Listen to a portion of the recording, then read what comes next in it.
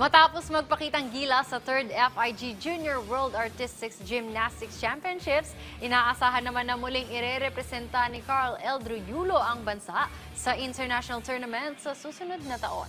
May ulat si Bernadette Tinoy.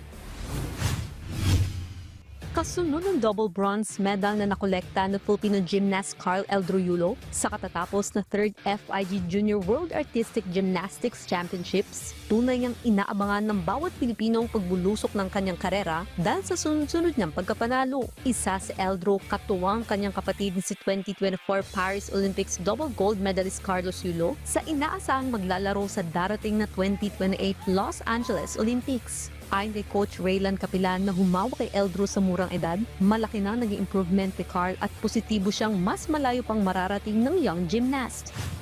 Sobrang laki ng in-improve ni Eldro since na tinanggap ni Coach Mune yung pakiusap namin na baka pwede may handle yung Coach Mune yung estudyante ko para kasi alam mo yun, yung feeling ko kasi is hindi ko pa kaya i-handle si Eldro ng ganung level kasi nakaka-experience ako ng mga competition, nakikita ko kung gaano kagagaling ng mga naglalaro sa international competition, lalo-lalo na sa level na Eldro. So, kaya, mas minabuti ko na may pag-usap kay Coach Mune para planuhin kung ano yung magiging future na Eldro pagdating sa gymnastics. Kasabay din ng pag-iensayo sa ilalim ni Coach Munehiro Kugiyama na humawak kay Carlos Yulo, sinabi ni Raylan na ilang tournament na ang nakapila para salihan ni Eldro sa susunod na taon.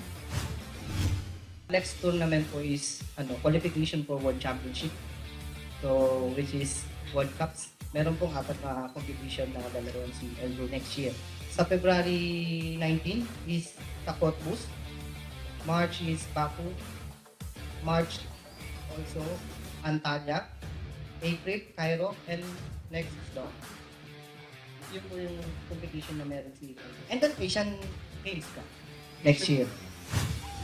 Bernadette Tinoy para sa Atletang Pilipino para sa Bagong Pilipinas.